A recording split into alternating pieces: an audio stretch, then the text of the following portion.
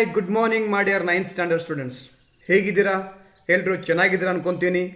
ಮನೇಲಿರಿ, safe ಆಗಿರಿ, ಕೊರೋನಾದಿಂದ ದೂರ ಇರಿ, ಸ್ಯಾನಿಟೈಸರ್ಗಳನ್ನು ಬಳಸಿ, ಮಾಸ್ಕ್ ಬಳಸಿ, ಸಾಮಾಜಿಕ ಅಂತರವನ್ನು ಕಾಯ್ಕೊಳ್ಳಿ, ಒಟ್ಟಾರೆಯಾಗಿ ಆರೋಗ್ಯವಂತರಾಗಿರಿ, ಸರಿನಾ?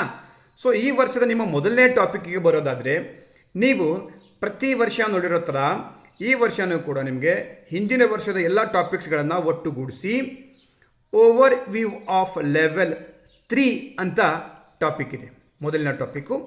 ಈ ಟಾಪಿಕಲ್ಲಿ ನೀವು ಮೇನ್ಲಿ ಗತಿಸಿದ ಎಲ್ಲ ವರ್ಷಗಳ ಘಟಕಗಳನ್ನು ಒಟ್ಟುಗೂಡಿಸಿ ಸೇತು ಬಂದ ಥರ ಅಂದರೆ ಬ್ರಿಡ್ಜ್ ಕೋರ್ಸ್ ಥರ ಅಂಶಗಳನ್ನು ಈ ಟಾಪಿಕಲ್ಲಿ ಅಳವಡಿಸಿರ್ತಾರೆ. ಅವು ಯಾವ್ಯಾವ ಅಂತ ನಿಮಗೆ ಗೊತ್ತಿದೆ.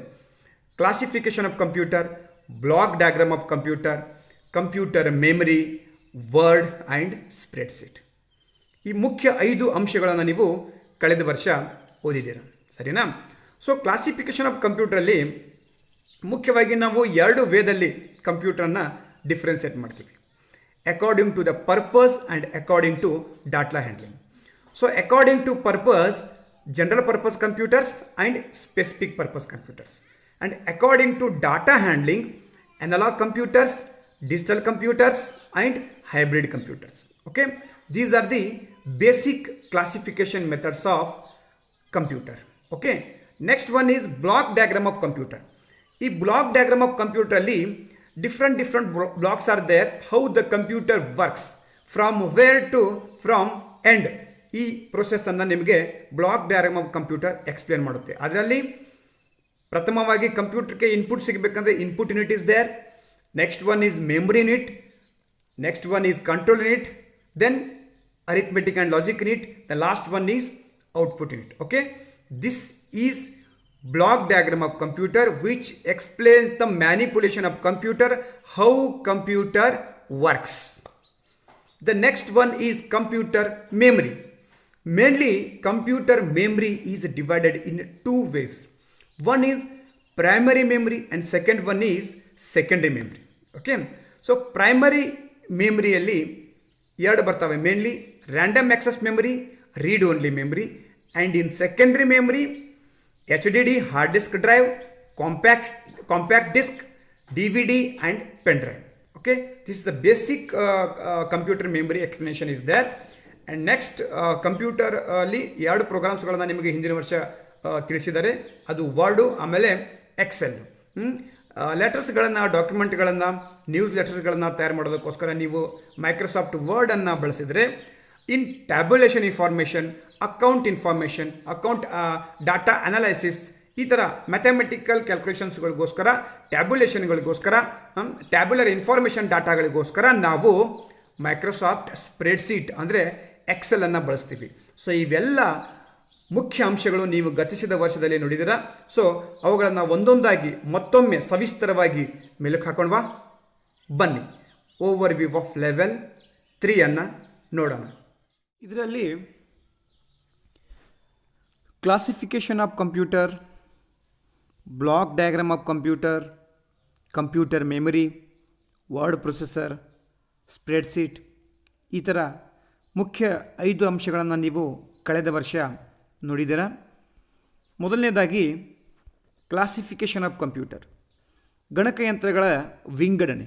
ಇಲ್ಲಿ 2 ರೀತಿಯಾಗಿ ಅವುಗಳ ವಿಂಗಡಣೆಯನ್ನು ಮಾಡಿದ್ದಾರೆ. ಮೊದಲನೇದು ಅಕಾರ್ಡಿಂಗ್ ಟು ಪರ್ಪಸ್ ಆ್ಯಂಡ್ ಎರಡನೇದು ಡಾಟಾ ಹ್ಯಾಂಡ್ಲಿಂಗ್. ಅವುಗಳು ಬಳಸುವಂಥ ಉದ್ದೇಶಕ್ಕನುಗುಣವಾಗಿ ಹಾಗೂ ಅವುಗಳು ತಂತ್ರಾಂಶವನ್ನು ಅಳವಡಿಸುವ ರೀತಿಗೆ ಅನುಗುಣವಾಗಿ 2 ಪ್ರಕಾರದಲ್ಲಿ ನಾವು ಗಣಕಯಂತ್ರಗಳನ್ನು ಇಲ್ಲಿ ವಿಂಗಡಣೆ ಮಾಡಿದ್ದೀವಿ. ಸೊ ಮೊದಲನೇದಾಗಿ ನೋಡಬೇಕಾದ್ರೆ according to purpose, computers are either general purpose or specific purpose. ಗಣಕಯಂತ್ರಗಳಲ್ಲಿ ಪರ್ಪಸ್ಗೆ ಅನುಗುಣವಾಗಿ ಜನರಲ್ ಪರ್ಪಸ್ ಕಂಪ್ಯೂಟರ್ಸ್ಗಳು ಹಾಗೂ ಸ್ಪೆಸಿಫಿಕ್ ಪರ್ಪಸ್ ಕಂಪ್ಯೂಟರ್ಗಳು. ಇಲ್ಲಿ 2 ವಿವಿಧ ರೀತಿಯಂಥ ಕಂಪ್ಯೂಟರ್ಗಳಿವೆ. General purpose computers are designed to perform a range of a task. They have the ability to store numerous programs but lack in speed and efficiency. ಅಂದರೆ ಇಂತಿಷ್ಟೇ ಸಮಯ ಅಂತ ಕೊಟ್ಟರೆ, ಇಂತಿಷ್ಟೇ ಅಪ್ಲಿಕೇಶನ್ಸ್ ಅಂತ ಕೊಟ್ಟರೆ ಕಾರ್ಯನಿರ್ವಹಿಸುವಂಥ ಗಣಕಯಂತ್ರಗಳು ಇವು ಜನರಲ್ ಪರ್ಪಸ್ ಕಂಪ್ಯೂಟರ್ಸ್, ಸಾಮಾನ್ಯ ಉದ್ದೇಶವುಳ್ಳಂಥ ಗಣಕಯಂತ್ರಗಳು. 1940ರಲ್ಲಿ ಎನೈಕ್ ಅಂತ ಒಂದು ಕಂಪ್ಯೂಟರ್ ನಿರ್ಮಿಸ್ತಾರೆ. ಅದು ಒಂದು ಪ್ರಥಮ ಜನರಲ್ ಪರ್ಪಸ್ ಕಂಪ್ಯೂಟರ್ ಆಗಿರುತ್ತೆ. ನಂತರ ಸ್ಪೆಸಿಫಿಕ್ ಪರ್ಪಸ್ ಕಂಪ್ಯೂಟರ್ ಬಗ್ಗೆ ನೋಡೋದಾದರೆ, these computers are designed to handle a specific problem or to perform a specific task. ಇದೇ ಒಂದೇ ಒಂದು ಉದ್ದೇಶ, ಒಂದು ವಿಶೇಷವಾದಂಥ ಉದ್ದೇಶ ಇಟ್ಕೊಂಡು, ಒಂದು ವಿಶೇಷವಾದಂಥ ಸಮಸ್ಯೆಯನ್ನು ಇಟ್ಕೊಂಡು ಅದರಲ್ಲಿ ಆ ಸಮಸ್ಯೆಯ ಸೊಲ್ಯೂಷನ್ಗಳನ್ನು ಅಳವಡಿಸಿ ಗಣಕಯಂತ್ರಗಳನ್ನು ನಿರ್ಮಿಸಿದರೆ ಅವುಗಳು ಸ್ಪೆಸಿಫಿಕ್ ಪರ್ಪಸ್ ಕಂಪ್ಯೂಟರ್ಗಳಾಗಿ ಕೆಲಸ ನಿರ್ವಹಿಸ್ತವೆ. ಸೊ ಇದಿಷ್ಟು ಪರ್ಪಸ್ಗೆ ಅನುಗುಣವಾಗಿ ತುಂಬ ಸಿಂಪಲ್ ಆಗಿರೋ ಒಂದು ವಿವರಣೆಯನ್ನು ನಿಮಗೆ ಕೊಟ್ಟಿದ್ದಾರೆ. ಸೊ ಅದಾದ ನಂತರ ಮುಖ್ಯವಾಗಿ ನಾವು ನೋಡಬೇಕಾಗಿರೋದೇನಪ್ಪ ಅಂದರೆ, ಅಕಾರ್ಡಿಂಗ್ ಟು ಡಾಟಾ ಹ್ಯಾಂಡ್ಲಿಂಗ್, ಡಾಟಾನ ಯಾವ ರೀತಿ ಹ್ಯಾಂಡಲ್ ಮಾಡ್ತಾವೋ ಕಂಪ್ಯೂಟರ್ಗಳು, ಅದಕ್ಕನುಗುಣವಾಗಿ ಗಣಕಯಂತ್ರಗಳನ್ನು 3 ವಿಧಗಳಲ್ಲಿ ವಿಂಗಡಣೆ ಮಾಡಿದ್ದಾರೆ. Computers are classified into 3 types. 1 analog, digital and hybrid. Analog, digital and hybrid. These are the 3 ways they have classified the computer. So analog computer ಬಗ್ಗೆ ನೋಡೋದಾದರೆ ನಿಮಗೆ ಆಲ್ರೆಡಿ ಗೊತ್ತು, ಅನಲಾಗ್ ಮತ್ತು ಕಂಪ್ಯೂಟರ್ಗಳಲ್ಲಿ, ಅನಲಾಗ್ ಕಂಪ್ಯೂಟರ್ ಹಾಗೂ ಡಿಜಿಟಲ್ ಕಂಪ್ಯೂಟರ್ಗಳಲ್ಲಿ ಯಾವ ರೀತಿಯಾದಂತಹ ಡಾಟಾ ಎಕ್ಸಿಕ್ಯೂಷನ್ ಆಗುತ್ತೆ ಅಂತ. So analog computers works upon continuous data. ನೀವು ಜ್ಞಾಪಕ ಮಾಡ್ಕೋಬೇಕಿಲ್ಲಿ. Analog computers works upon continuous data. Computations are carried out with the physical quantities such as voltage, length, current, temperature. ನೋಡಿ, ಇಲ್ಲಿ ಕೆಲವೊಂದಿಷ್ಟು ನಾವು ಭೌತಿಕ ಕ್ವಾಂಟಿಟೀಸ್ಗಳಿವೆ.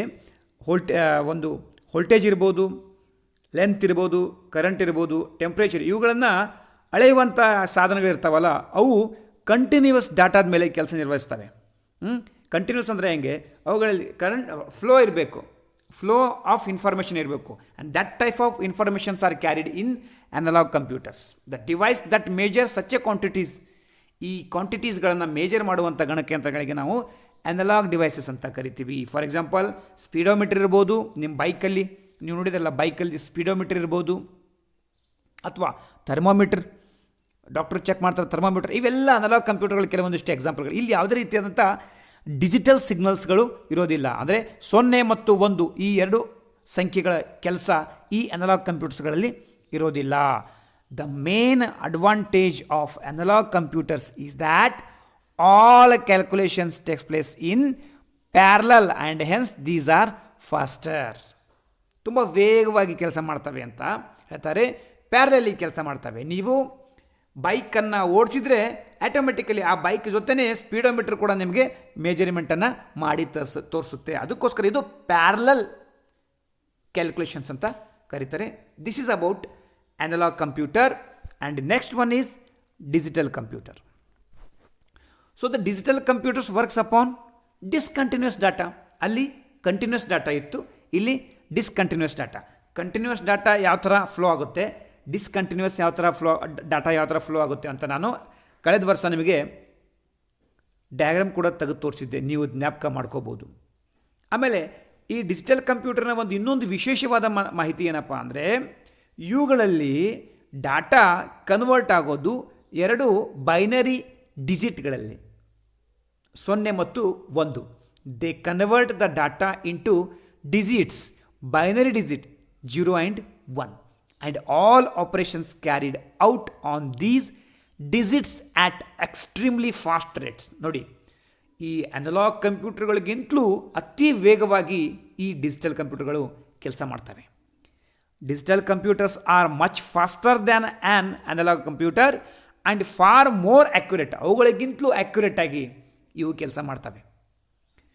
Computers used for business and specific applications are digital computers. ಇಲ್ಲಿ ನಾವು ಶೈಕ್ಷಣಿಕವಾಗಿರ್ಬೋದು, ವೈಜ್ಞಾನಿಕವಾಗಿರ್ಬೋದು, ನಮ್ಮ ದಿನನಿತ್ಯದ ಜೀವನದಲ್ಲಿ ಎಲ್ಲ ಕಡೆ ನೀವು ನೋಡ್ತಿರುವಂಥ ಕಂಪ್ಯೂಟರ್ಗಳು ಯಾವಪ್ಪ ಅಂದರೆ ಅವು ಡಿಜಿಟಲ್ ಕಂಪ್ಯೂಟರ್ಸ್ಗಳು.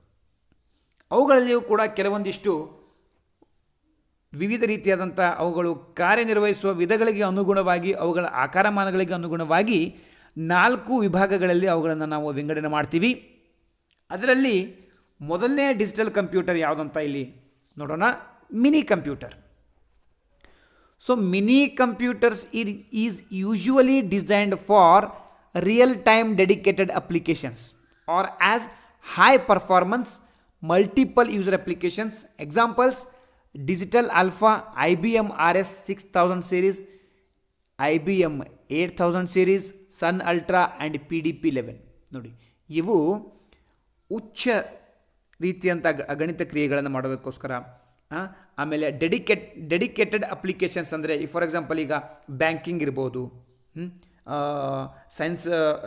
ಸೈಂಟಿಫಿಕ್ ಫೀಲ್ಡ್ ಇರ್ಬೋದು. ಈ ಕೆಲಸಕ್ಕೆ ಉಪಗ್ರಹಗಳ ಉಡಾವಣೆಗಳಲ್ಲಿ ಈ ಥರ ಇದಿಷ್ಟೇ ಕೆಲಸಕ್ಕೋಸ್ಕರ ಇವುಗಳನ್ನು ಬಳಸೋದು. ದೊಡ್ಡ ದೊಡ್ಡ ಹೈ ಪರ್ಫಾರ್ಮೆನ್ಸ್ಗಳಿಗೆ ಈ ಮಿನಿ ಕಂಪ್ಯೂಟರ್ಗಳನ್ನು ಬಳಸ್ತಾರೆ. ಆಮೇಲೆ ಮಲ್ಟಿ ಯೂಸರ್ ಅಪ್ಲಿಕೇಶನ್ ಅಂದರೆ ಒಬ್ಬರಿಗಿಂತ ಜಾಸ್ತಿ ಈ ಅಪ್ಲಿಕೇಶನ್ಗಳನ್ನು ಬಳಸುವಂಥ ಗಣಕಯಂತ್ರಗಳು ಯಾವಪ್ಪ ಅಂದರೆ ಅವು ಮಿನಿ ಕಂಪ್ಯೂಟರ್ಸ್ಗಳು. ನಂತರ ಬರೋದಾದರೆ micro computers, also known as a PC.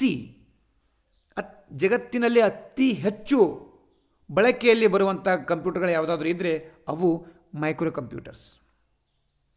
ಅವುಗಳನ್ನು ನಾವು ಪರ್ಸ್ನಲ್ ಕಂಪ್ಯೂಟರ್ ಅಂತ ಕರಿತೀವಿ. This is the most prevalent form of a computers sitting on a standard desktop ಅಥವಾ ಲ್ಯಾಪ್ಟಾಪ್ ಇರ್ಬೋದು. Today PCs are a single multiprocessor systems which can perform simple tasks such as word processing, spreadsheet calculations, or demanding task such as a graphic. All these are the uses of microcomputers. ನೀವು ದಿನನಿತ್ಯ ಜೀವನದಲ್ಲಿ ಬಳಸುವಂಥ ಎಲ್ಲ ಗಣಕಯಂತ್ರಗಳನ್ನು ನಾವು ಈ micro ಕಂಪ್ಯೂಟರ್ಗಳಲ್ಲಿ ಹಾಕಿದರೆ ತಪ್ಪಲ್ಲ. ಇವಾಗ ನೀವು ಬಳಸುವಂಥ ಮೊಬೈಲ್ ಕೂಡ ಒಂದು ಎಕ್ಸಾಂಪಲ್ ಆಫ್ ಎದರದಪ್ಪ ಅಂದರೆ ಮೈಕ್ರೋ ಕಂಪ್ಯೂಟರ್.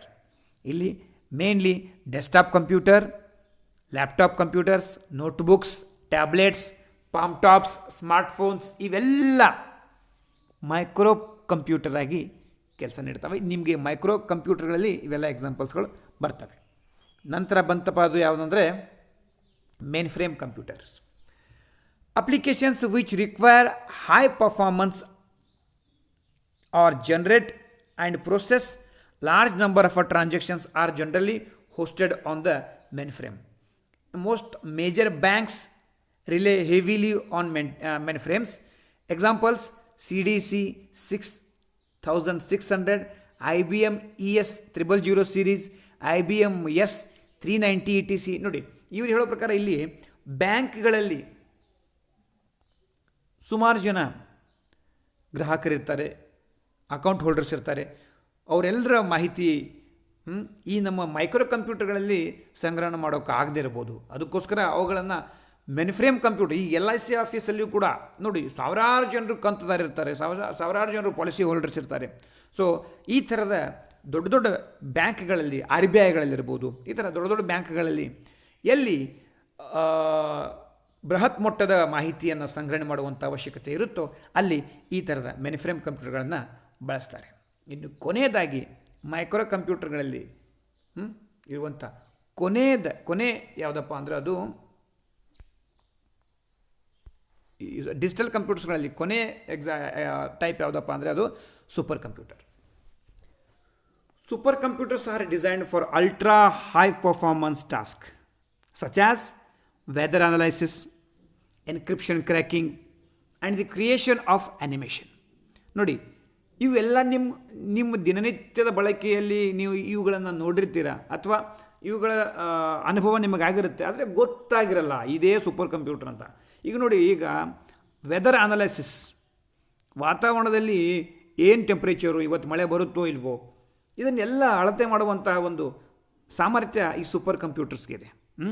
ದೊಡ್ಡ ದೊಡ್ಡ ಈಗ ನಾಸಾದಲ್ಲಿ, ಇಸ್ರೋದಲ್ಲಿ ಈ ಥರ ಸೂಪರ್ ಕಂಪ್ಯೂಟರ್ಸ್ಗಳನ್ನು ಬಳಸ್ತಾರೆ. ಉಪಗ್ರಹದ ಉಡಾವಣೆಗಳಲ್ಲಿ ಅದರ ಪ್ರೋಗ್ರಾಮಿಂಗ್ಸ್ಗಳಿಗೋಸ್ಕರ ಸೂಪರ್ ಕಂಪ್ಯೂಟರ್ನ ಜಾಸ್ತಿ ಬಳಸ್ತಾರೆ. ಸೊ ಆ್ಯನಿಮೇಷನ್ಗಳನ್ನು ಕೂಡ ತಯಾರು ಮಾಡೋದಕ್ಕೋಸ್ಕರ ಈ ಸೂಪರ್ ಕಂಪ್ಯೂಟರ್ಸ್ಗಳನ್ನು ಬಳಸ್ತಾರೆ. ಇವು ತುಂಬ ಆಕಾರದಲ್ಲಿ ತುಂಬ ಬೃಹತ್ ಮೊಟ್ಟ, ತುಂಬ ದೊಡ್ಡದು. ಆಮೇಲೆ ಇವು ತುಂಬ ಎಕ್ಸ್ಪೆನ್ಸಿವ್, ಅಂದರೆ ಇವುಗಳನ್ನು ಪರ್ಚೇಸ್ ಮಾಡುವಂಥ ಹಣ ಇದೆಯಲ್ಲ ಅದು ತುಂಬ ಅದರ ಮೊತ್ತ ತುಂಬ ಜಾಸ್ತಿ. Massively parallel processing machines usually owned by government agencies or large corporations. ಅಂದರೆ ಸಾಮಾನ್ಯವಾಗಿ ಸರ್ವಸಾಮಾನ್ಯ ಜನರು ಇವುಗಳನ್ನು ಪರ್ಚೇಸ್ ಮಾಡೋದಕ್ಕಾಗೋದಿಲ್ಲ.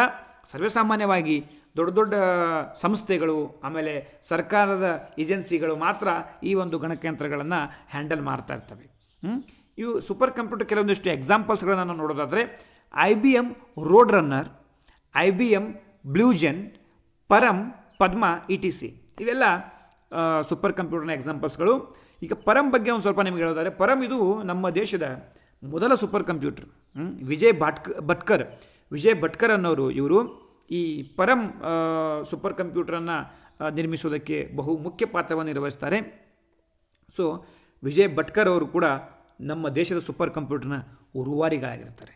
ಓಕೆ, ಇಲ್ಲಿ ತನಕ ನೀವು ಅನಲಾಗ್ ಕಂಪ್ಯೂಟರ್ ನೋಡ್ರಿ, ಡಿಜಿಟಲ್ ಕಂಪ್ಯೂಟರ್ಸ್ ನೋಡ್ರಿ.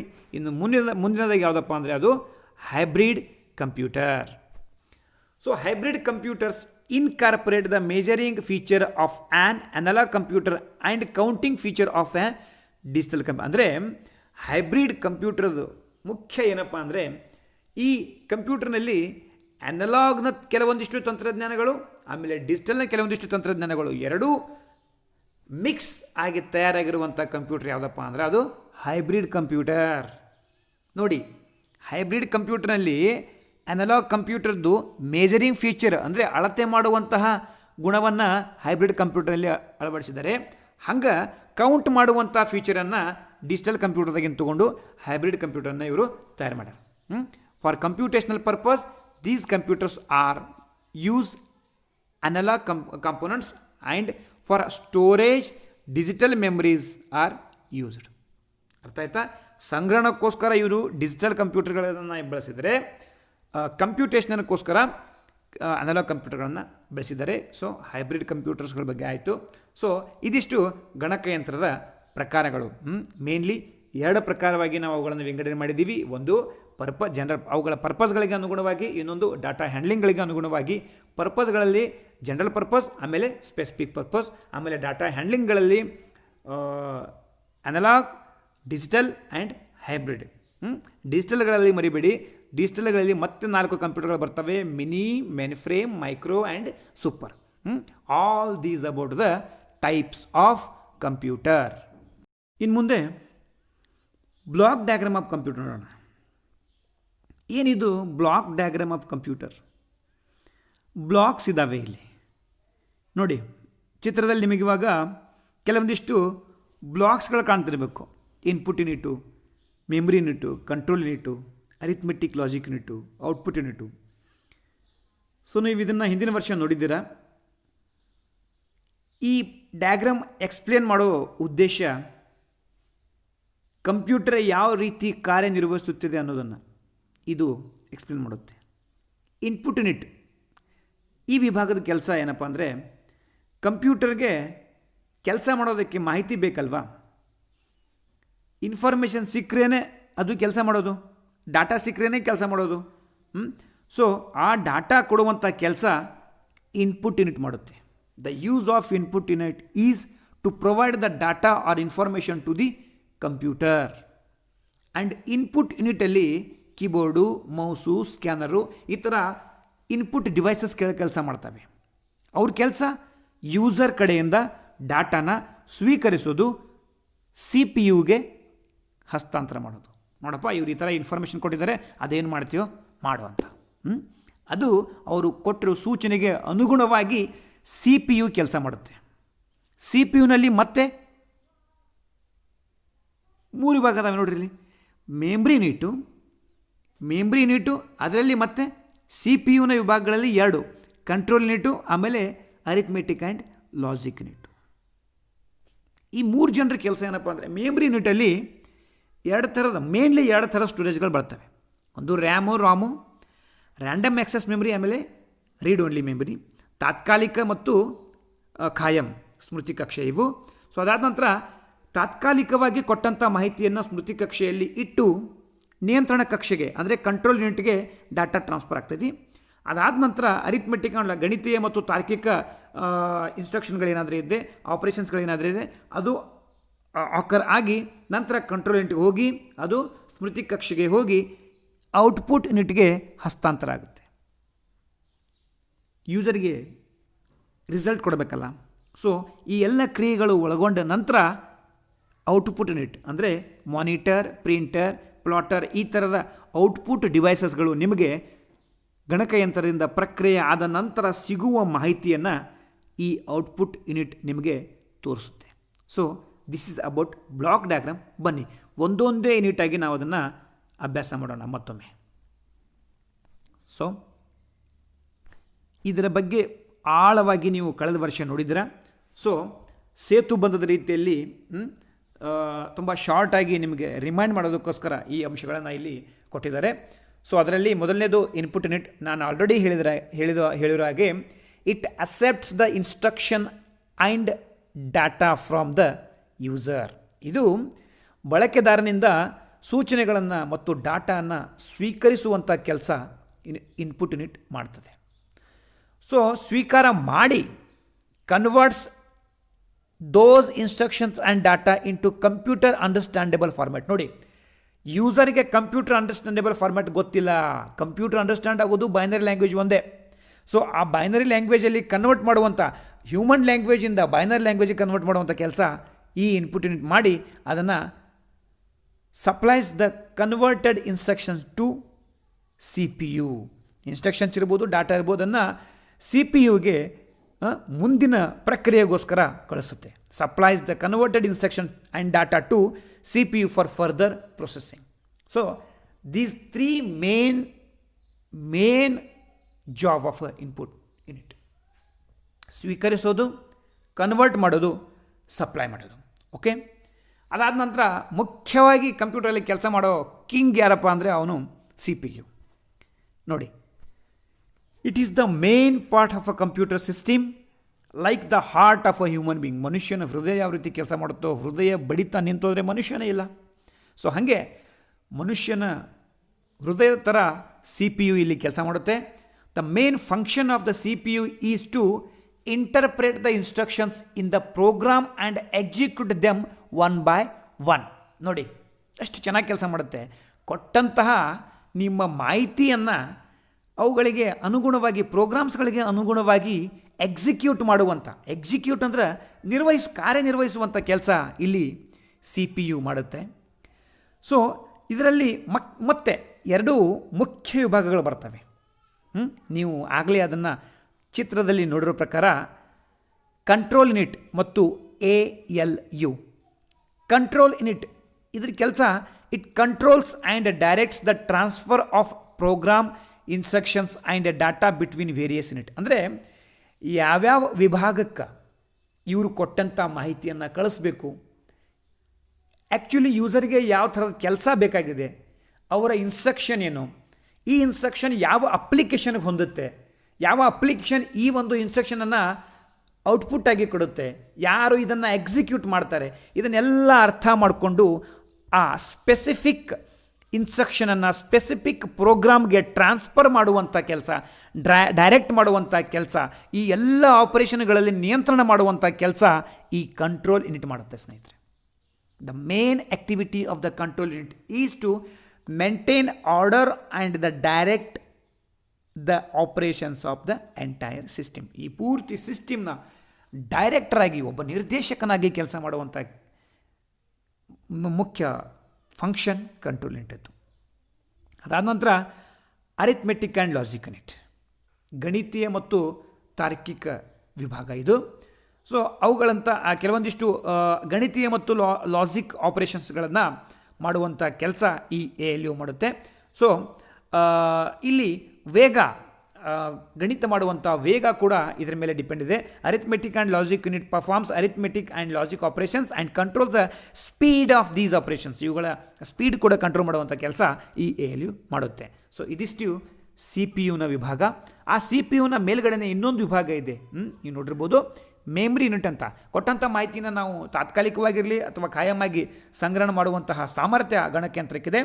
So the data and the instructions required for processing has to be stored in the memory unit before the actual processing starts. ನೋಡಿ, ಪ್ರೋಸೆಸ್ ಸ್ಟಾರ್ಟ್ ಆಗೋಕ್ಕಿಂತ ಮುಂಚೆ ತಾತ್ಕಾಲಿಕವಾಗಿ ತನ್ನ ಸ್ಮೃತಿಯಲ್ಲಿ ಅದು ಅವ್ರು ಕೊಟ್ಟಂಥ ಮಾಹಿತಿಯನ್ನು ಮೆಮರಿಯಲ್ಲಿ ಅದು ಸ್ಟೋರ್ ಮಾಡ್ಕೊಂಡು ಇಟ್ಕೊಳ್ಳುತ್ತೆ. In a similar manner the results generated from processing has to be preserved before it is display. ನೋಡಿ, ಪ್ರಕ್ರಿಯೆಯಾಗಿ ಮರಳಿ ಬಂದಂಥ ಮಾಹಿತಿಯನ್ನು ಕೂಡ ಅದು ಪ್ರಿಸರ್ವ್ ಮಾಡಿಡುತ್ತೆ.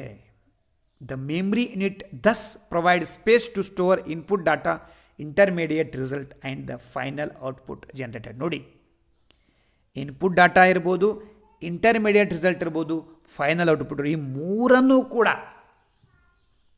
ಬಳಕೆದಾರನಿಗೋಸ್ಕರ ಸಂಗ್ರಹಣ ಮಾಡಿರುವಂತಹ ಸ್ಮೃತಿಯಲ್ಲಿ ಇಟ್ಟುಕೊಳ್ಳುವಂತಹ ಕೆಲಸ ಈ ಮೆಮ್ರಿ ಯೂನಿಟ್ ಮಾಡುತ್ತೆ.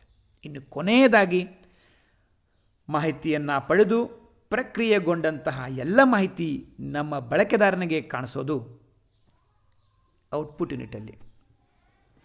It receives the results from the CPU. ಪರಿಷ್ಕರಣಾ ಘಟಕದಿಂದ ಒಂದು ಮಾಹಿತಿಯನ್ನು ನಿಮಗೆ ತೋರಿಸುವಂತಹ ಕೆಲಸ ಯಾರು ಮಾಡ್ತಾರಪ್ಪ ಅಂದರೆ ಅವರು ಔಟ್ಪುಟ್ ಯೂನಿಟ್. ಆಮೇಲೆ ಇನ್ನೊಂದು ಇದ್ರ ಮುಖ್ಯವಾದ ಕೆಲಸ, ಯಾವ ರೀತಿ ಇನ್ಪುಟ್ ಯೂನಿಟ್ಟು ಹ್ಯೂಮನ್ ಲ್ಯಾಂಗ್ವೇಜಿಂದ ಬೈನರಿ ಲ್ಯಾಂಗ್ವೇಜ್ ಕನ್ವರ್ಟ್ ಮಾಡಿರುತ್ತೋ ಅದೇ ರೀತಿ ಔಟ್ಪುಟ್ ಯೂನಿಟು ಬೈನರಿ ಲ್ಯಾಂಗ್ವೇಜಿಂದ ಹ್ಯೂಮನ್ ಲ್ಯಾಂಗ್ವೇಜ್ಗೆ ಕನ್ವರ್ಟ್ ಮಾಡುತ್ತೆ. Because you don't know the binary language and computer don't know the human language. That's why it converts the information from human language to binary language and binary language to human language. ಇವಾಗ output unit ರಿಸಲ್ಟನ್ನು human understandable ಫಾರ್ಮ್ಯಾಟಲ್ಲಿ convert ಮಾಡಿ ನಿಮಗೆ display ಮಾಡುತ್ತೆ and supplies the converted result to the user. All these about the block diagram of computer. Okay, so ನಾನು computer ಮೆಮ್ರಿಯಲ್ಲಿ ಆಗಲೇ ನಿಮ್ಗೆ ಹೇಳಿರೋ ಥರ ಇಲ್ಲಿ ಎರಡು ಮುಖ್ಯವಾಗಿರೋ ಪಾರ್ಟ್ ಇದ್ದಾವೆ ಅಂತ ಹೇಳಿದ್ದೆ. ನೋಡಿ ಅವು ಯಾವಂತ. Memory is an essential component of any digital computer. ನೋಡಿ, ಈಗ ಮನುಷ್ಯನಿಗೂ ಕೂಡ ಜ್ಞಾಪಕ ಶಕ್ತಿ ಇದೆ ಅಲ್ವಾ. ಜ್ಞಾಪಕ ಶಕ್ತಿ ಇಲ್ಲ ಅಂದರೆ ಮನುಷ್ಯ ಬದುಕೋಕೆ ಆಗಲ್ಲ. ಅದೇ ಥರ ಕಂಪ್ಯೂಟರ್ಗೂ ಕೂಡ ಜ್ಞಾಪಕ ಶಕ್ತಿ ಇದೆ. ಕಂಪ್ಯೂಟರ್ ಮೆಮ್ರಿ ಅನ್ನೋದನ್ನೇ ಸ್ಮೃತಿ ಕಕ್ಷೆ ಅದು ಕಂಪ್ಯೂಟರ್ದು. It is storing device. It store programs and data which is required by the CPU and the results generated after processing. ಇದು ಕೊಟ್ಟಂಥ ಮಾಹಿತಿಯನ್ನು ಸ್ಟೋರ್ ಮಾಡುವಂಥ ಕೆಲಸ ಮಾಡುತ್ತೆ. ಪ್ರೋಗ್ರಾಮ್ಸ್ಗಳು ಇರ್ಬೋದು, ಡಾಟಾ ಇರ್ಬೋದು, ಅದನ್ನು ಸ್ಟೋರ್ ಮಾಡುವಂಥ ಕೆಲಸ ಕಂಪ್ಯೂಟರ್ ಮೆಮ್ರಿ ಮಾಡುತ್ತೆ. ಸೊ ಇದರಲ್ಲಿ ಮೇನ್ಲಿ ಎರಡು ಪಾರ್ಟ್ಸ್ಗಳು ಬರ್ತವೆ. ಮೊದಲನೇದ್ದು ಪ್ರೈಮರಿ ಮೆಮ್ರಿ, ಎರಡನೇದ್ದು ಸೆಕೆಂಡ್ರಿ ಮೆಮ್ರಿ. ಪ್ರೈಮರಿ ಮೆಮ್ರಿ ಅಂದರೆ semi conductor memory, secondary memory ಅಂದರೆ ಮ್ಯಾಗ್ನೆಟಿಕ್ ಮೆಮ್ರಿ. ಅಂದರೆ ಸೆಮಿ ಕಂಡಕ್ಟರ್ಗಳನ್ನು ಪ್ರೈಮರಿ ಮೆಮ್ರಿಯಲ್ಲಿ ಬಳಸಿದ್ರೆ ಮ್ಯಾಗ್ನೆಟಿಕ್ ಮಟೀರಿಯಲ್ಗಳನ್ನು ಸೆಕೆಂಡ್ರಿ ಮೆಮ್ರಿಯಲ್ಲಿ ಬಳಸ್ತಾರೆ. ಸೊ ಇಲ್ಲಿ ಒಂದು ಟ್ರೀ ಡಯಾಗ್ರಾಮ್ ರೂಪದಲ್ಲಿ ನಿಮಗೆ ಕಂಪ್ಯೂಟರ್ ಮೆಮ್ರಿಯನ್ನು ಪ್ರದರ್ಶಿಸುವಂಥ ಕೆಲಸ ಮಾಡಿದ್ದಾರೆ. ಪ್ರೈಮರಿ ಮೆಮ್ರಿಯಲ್ಲಿ ಇಬ್ಬರು ಬರ್ತಾರೆ, ಒಂದು ರ್ಯಾಮು, ಇನ್ನೊಂದು ರಾಮು. ರ್ಯಾಮ್ ಅಂದರೆ ಟೆಂಪ್ರರಿ ಮೆಮ್ರಿ, ರಾಮ್ ಅಂದರೆ ಪರ್ಮನೆಂಟ್ ಮೆಮ್ರಿ. ಇವುಗಳನ್ನು ಇನ್ನೊಂದು ರೀತಿಯಲ್ಲಿ ಹೋಲಾಟೈಲು, ನಾನ್ ಹೋಲಾಟೈಲ್ ಅಂತ ಕೂಡ ಕರೀತಾರೆ. ಮೇನ್ಲಿ ಪ್ರೊಸೆಸ್ ಆಗೋಕ್ಕಿಂತ ಮುಂಚೆ ಈ ಪ್ರೈಮರಿ ಮೆಮ್ರಿಯಲ್ಲಿ ನಾವು ಮಾಹಿತಿ ಸಂಗ್ರಹಣ ಮಾಡ್ತೀವಿ. ನಂತರ ಬಂತು ಅದು ಸೆಕೆಂಡ್ರಿ ಮೆಮ್ರಿ. ನೀವೆಲ್ಲರೂ ಪೆನ್ಡ್ರೈವ್ ನೋಡಿರ್ತೀರ, ಹಾರ್ಡ್ ಡಿಸ್ಕ್ ನೋಡಿರ್ತೀರ, CD ನೋಡಿರ್ತೀರ, DVD ನೋಡಿರ್ತೀರ. ಇವೆಲ್ಲ ಮ್ಯಾಗ್ನೆಟಿಕ್ ಮೈಲೇರ್ ಕೋಟೆಡ್ ಇರುವಂತಹ ಮಟೀರಿಯಲ್ಗಳು. ಸೊ ಇವುಗಳು ಸೆಕೆಂಡ್ರಿ ಮೆಮ್ರಿಯಲ್ಲಿ ಇರ್ತವೆ. ಸೊ HD ಹಾರ್ಡ್ ಡಿಸ್ಕ್ ಇರ್ಬೋದು, ಕಾಂಪ್ಯಾಕ್ಟ್ ಡಿಸ್ಕ್ ಇರ್ಬೋದು, ಡಿಜಿಟಲ್ ವಿಡಿಯೋ ಡಿಸ್ಕ್ ಇರ್ಬೋದು, ಪೆನ್ಡ್ರೈವ್ ಇರ್ಬೋದು, ಇವೆಲ್ಲ ಸೆಕೆಂಡರಿ ಮೆಮ್ರಿ ಅಂದರೆ ಪೋರ್ಟೇಬಲ್ ಮೆಮ್ರೀಸ್. ಇವೆಲ್ಲ ಒಂದು ಸ್ಥಳದಿಂದ ಇನ್ನೊಂದು ಸ್ಥಳಕ್ಕೆ ನಾವು ಆರಾಮಾಗಿ ಕ್ಯಾರಿ ಮಾಡ್ಬೋದು. ಇವೆಲ್ಲ ಸೆಕೆಂಡರಿ ಮೆಮ್ರಿ. ಆದರೆ ಇವು ಪ್ರೈಮರಿ ಮೆಮ್ರಿ ಅನ್ನೋದು CPU-ನಲ್ಲೇ ಮುಖ್ಯವಾಗಿ ಇದನ್ನು ಅಳವಡಿಸಿಟ್ಟಿರ್ತಾರೆ. ಸೊ ಅವು primary memory. So all these are the about computer memory. So ಇಲ್ಲಿವರೆಗೂ ನೀವು ಕಂಪ್ಯೂಟರ್ ಮೆಮ್ರಿ ಹಾಗೂ ಬ್ಲಾಕ್ ಡಯಾಗ್ರಾಮ್ಸ್ಗಳ ಬಗ್ಗೆ ತಿಳ್ಕೊಂಡಿದ್ದೀರ. ಕಳೆದ ವರ್ಷ ನೀವು ಮೈಕ್ರೋಸಾಫ್ಟ್ ವರ್ಡ್ ಅಪ್ಲಿಕೇಶನ್ ನೋಡಿದ್ದೀರಾ. ಇದೊಂದು ಅಪ್ಲಿಕೇಶನ್ ಪ್ರೋಗ್ರಾಮ್. ಇದನ್ನು ಬಳಸಿ ನಾವು ಲೆಟರ್ಸ್ಗಳನ್ನು ತಯಾರು ಮಾಡ್ಬೋದು, ರಿಪೋರ್ಟ್ಸ್ಗಳನ್ನು, ನ್ಯೂಸ್ ಲೆಟರ್ಸ್ಗಳನ್ನು, ಟೇಬಲ್ಸ್ಗಳನ್ನು, ಫಾರ್ಮ್ ಲೆಟರ್ಗಳನ್ನು, ಈ ಥರ ವೆಬ್ ಪೇಜಸ್ಗಳನ್ನು ತಯಾರು ಮಾಡ್ಬೋದು. ಸೊ ಬನ್ನಿ ವರ್ಡ್ ಪ್ರೊಸೆಸರ್ ಬಗ್ಗೆ ಮತ್ತೊಂಚೂರು ಇನ್ನೊಮ್ಮೆ ಮೆಲುಕು ಹಾಕೋಣ. Word processor is an application program that allows you to create letters, reports, newsletters, tables, form letters, brochures and web pages. ಇದೊಂದು ಅಪ್ಲಿಕೇಶನ್ ಪ್ರೋಗ್ರಾಮ್. ಈ ಅಪ್ಲಿಕೇಶನ್ ಪ್ರೋಗ್ರಾಮ್ಗಳಲ್ಲಿ ವರ್ಡು, ಎಕ್ಸೆಲು, ಪವರ್ ಪಾಯಿಂಟು ಈ ಥರ ವಿವಿಧ ಪ್ರೋಗ್ರಾಮ್ಸ್ಗಳು ಬರ್ತವೆ. ಅದರಲ್ಲಿ ವರ್ಡ್ ಪ್ರೊಸೆಸರ್ ಕೂಡ ಒಂದು. ಈ ವರ್ಡ್ ಪ್ರೊಸೆಸರನ್ನು ಬಳಸಿ ನಾವು ಲೆಟರ್ಗಳನ್ನು, ರಿಪೋರ್ಟ್ಸ್ಗಳನ್ನು, ನ್ಯೂಸ್ ಲೆಟರ್ಗಳನ್ನು, ಈ ಥರ ಹಲವಾರು ಉಪಯೋಗಗಳನ್ನು ಈ ವರ್ಡ್ ಪ್ರೊಸೆಸರನ್ನು ಬಳಸಿ ನಾವು ಮಾಡ್ಬೋದು. Using this application program you can add, ಈ ವರ್ಡ್ ಪ್ರೊಸೆಸರನ್ನು ಬಳಸಿ ನಾವು ಪಿಕ್ಚರನ್ನು ಆ್ಯಡ್ ಮಾಡ್ಬೋದು, ಟೇಬಲನ್ನು ಆ್ಯಡ್ ಮಾಡ್ಬೋದು, ಆ ಒಂದು ಡಾಕ್ಯುಮೆಂಟಲ್ಲಿ ಚಾರ್ಟ್ಸ್ಗಳನ್ನು ಆ್ಯಡ್ ಮಾಡ್ಬೋದು. Okay, you can also check spelling and grammar. ಈ ಅಪ್ಲಿಕೇಶನ್ ಉಪಯೋಗ ಅದರಲ್ಲಿ ಮತ್ತೆ ನಾವು ಸ್ಪೆಲ್ಲಿಂಗ್ ಕೂಡ ಚೆಕ್ ಮಾಡ್ಬೋದು, ಅದರ ಗ್ರಾಮೆಟಿಕಲಿ ಕೂಡ ನಾವು ಒಂದು ಡಾಕ್ಯುಮೆಂಟನ್ನು ತಯಾರು ಮಾಡ್ಬೋದು. There are many flavours of word processing programs like Microsoft Word, OpenOffice Writer, Libre Writer, ETC. ಇವೆಲ್ಲ ವರ್ಡ್ ಪ್ರೊಸೆಸರ್ನ ಪ್ಲ್ಯಾಟ್ಫಾರ್ಮ್ಗಳು. ಇವುಗಳು ನಮಗೆ ವರ್ಡ್ ಪ್ರೊಸೆಸರನ್ನು ಪ್ರೋಗ್ರಾಮನ್ನು ಅವೈಲೇಬಲ್ ಮಾಡಿಕೊಡ್ತವೆ. ಸೊ ನಾವು ಹೆಚ್ಚಿಗೆ ಬಳಸೋದು Microsoft Office Word. Okay, so ಈಗ ಮೈಕ್ರೋಸಾಫ್ಟ್ ವರ್ಡನ್ನು ಯಾವ ಥರ ಓಪನ್ ಮಾಡೋದು ಅನ್ನೋವಂಥ ಒಂದು ಸ್ಟೆಪ್ಪನ್ನು ಇಲ್ಲಿ ಮುಂದೆ ಚಿತ್ರದಲ್ಲಿ ಕಾಣಿಸ್ತಾ ಇದೆ. ಸ್ಟಾರ್ಟಿಂಗಲ್ಲಿ ನಾವು ಹಿಂದಿನ ವರ್ಷ ನೀವು ನೋಡೋ ಪ್ರಕಾರ ಸ್ಟಾರ್ಟ್ ಬಟನ್ ಮೇಲೆ ಕ್ಲಿಕ್ ಮಾಡಬೇಕು. ಸ್ಟಾರ್ಟ್ ಬಟನ್ ಮೇಲೆ ಕ್ಲಿಕ್ ಮಾಡಿದ ತಕ್ಷಣ ನಿಮಗೆ ಒಂದು ಪುಲ್ ಆಪ್ಷನ್ಗಳು ಓಪನ್ ಆಗ್ತವೆ. ಅಲ್ಲಿ ಆಲ್ ಪ್ರೋಗ್ರಾಮ್ಸ್ಗಳ ಒಳಗೆ ಹೋಗಿ ಮೈಕ್ರೋಸಾಫ್ಟ್ ಆಫೀಸನ್ನು ಚೂಸ್ ಮಾಡಿದ ತಕ್ಷಣ ನಿಮಗೆ ಆಫೀಸ್ನಲ್ಲಿರುವಂಥ ಎಲ್ಲ ಪ್ರೋಗ್ರಾಮ್ಸ್ಗಳು ಕಾಣಿಸ್ತವೆ. ಅದು ವರ್ಡ್ ಇರ್ಬೋದು, ಎಕ್ಸೆಲ್ ಇರ್ಬೋದು, ಪವರ್ ಪಾಯಿಂಟ್ ಇರ್ಬೋದು, ಡಾಟಾಬೇಸ್ ಇರ್ಬೋದು, ಅವೆಲ್ಲ ಕಾಣಿಸ್ತವೆ. ಅದರಲ್ಲಿ ನೀವು ಮೈಕ್ರೋಸಾಫ್ಟ್ ಆಫೀಸನ್ನು ಚೂಸ್ ಮಾಡಬೇಕು. ಸೊ ಹೀಗೆ ಚೂಸ್ ಮಾಡಿದಾಗ ನಿಮಗೆ ಈ ಥರ ಒಂದು ವರ್ಡ್ನ ಹೋಮ್ ಪೇಜ್ ಓಪನ್ ಆಗುತ್ತೆ. ಸರಿ, ಓಕೆ, ನೀವು ವರ್ಡನ್ನು ಓಪನ್ ಮಾಡಬೇಕಂದ್ರೆ start programs, start button, all programs, Microsoft Office and Microsoft Office Word like this. So after clicking on Microsoft Word, you will get this type of window, and this window has a different parts. ಅವು ಯಾವಪ್ಪ ಅಂದರೆ ಇಲ್ಲಿ ನಿಮಗೆ left upper ಕಾರ್ನರಲ್ಲಿ ನೋಡಬೇಕಂದ್ರೆ office button ಇದೆ, ribbon tabs ಇದ್ದಾವೆ, title bars, Windows control, scroll bars, ಈ ಥರ cursor ಇದೆ. ಈ ಥರ ವಿವಿಧ ರೀತಿಯಾದಂಥ ಸ್ಟ್ರಕ್ಚರಲ್ ವಿಂಡೋವನ್ನು ನೀವು ಇಲ್ಲಿ ನೋಡ್ತಾ ಇದ್ದೀರಾ. ಸೊ ಹಾಗಾದರೆ ಈ ವರ್ಡ್ನ ಸ್ಟ್ರಕ್ಚರ್ ಯಾವ ಥರ ಇದೆ ಒಂದು ಸರ್ತಿ ನೋಡ್ಕೊಂಬರೋಣ ಬನ್ನಿ.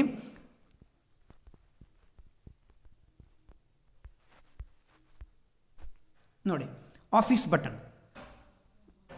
ಬಟನ್ ಇದ್ದಾವೆ, ರಿಬ್ಬನ್ ಟ್ಯಾಬ್ ಇದೆ, ಟೈಟಲ್ ಬಾರ್ ಇದೆ, ವಿಂಡೋಸ್ ಕಂಟ್ರೋಲ್ ಅಲ್ಲಿ ಮ್ಯಾಕ್ಸಿಮೈಸು, ಮಿನಿಮೈಸು, ರಿಸ್ಟೋರ್ ಇದೆ, ವರ್ಟಿಕಲ್ಲು ಆಮೇಲೆ ಹೊರಿಜೆಂಟಲ್ ಅಂತ 2 ಸ್ಕ್ರೋಲ್ ಬಾರ್ಗಳು ಬರ್ತವೆ. ಆಮೇಲೆ ಒಂದು ವರ್ಟಿಕಲ್ ಬ್ಲಿಂಕಿಂಗ್ ಬಾರ್ ಇದೆ, ಅದನ್ನು ನಾವು ಕರ್ಸರ್ ಅಂತ ಕರಿತೀವಿ. ಜೊತೆಗೆ ಇಲ್ಲಿ ರೂಲರ್ ಕೂಡ ನಿಮಗೆ ಸ್ಕ್ರೀನ್ ಮೇಲೆ ಕಾಣಿಸ್ತಾ ಇದೆ. And totally it is about the structure of word processor window. The next we have to move operations on the word processor document. So ಈ ವರ್ಡ್ ಪ್ರೊಸೆಸರಲ್ಲಿ ನಾವು ಏನೇನು ಮಾಡ್ಬೋದು, ಒಂದು ಡಾಕ್ಯುಮೆಂಟನ್ನು ನಾವು ಏನೇನು ಮಾಡ್ಬೋದು ನೋಡಿ. ಇವೆಲ್ಲ ಆಪರೇಷನ್ಸ್ ಆನ್ ವರ್ಡ್ ಡಾಕ್ಯುಮೆಂಟನ್ನು ನಾವು ಫಸ್ಟು ಬೇಸಿಕ್ ಆಪರೇಷನ್ಸ್ಗೆ ಯಾವ್ಯಾವಿದೆ ಅಂತ ನೋಡೋಣ ಬನ್ನಿ. ಇಲ್ಲಿ ಆಫೀಸ್ ಬಟನನ್ನು ನಾವು ಲೆಫ್ಟ್ ಅಪ್ಪರ್ ಕಾರ್ನರಲ್ಲಿ ನೋಡ್ತೀವಿ. ಸೊ ಅದರಲ್ಲಿ ನಿಮಗೆ new, open, save as, print, replace, ಈ ಥರ ಕ್ಲೋಸ್, ಹೀಗೆ ಎಲ್ಲ ಆಪ್ಷನ್ಸ್ಗಳಿದ್ದಾವೆ. ಅವುಗಳನ್ನು ನಾನು ಶಾರ್ಟಾಗಿ ಅದ್ರ ಉಪಯೋಗಗಳನ್ನು ನಿಮಗೆ ಹೇಳ್ತಾ ಬರ್ತೀನಿ.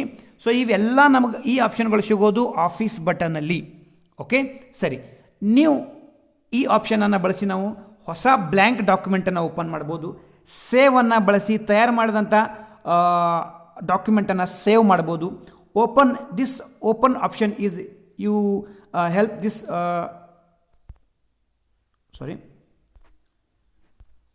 ಓಪನ್ ಆಪ್ಷನನ್ನು ಬಳಸಿ ನೀವು ಪ್ರೀವಿಯಸ್ ಆಗಿ ಪ್ರಿಪೇರ್ ಮಾಡಿರೋಂಥ ಡಾಕ್ಯುಮೆಂಟನ್ನು ಓಪನ್ ಮಾಡ್ಬೋದು.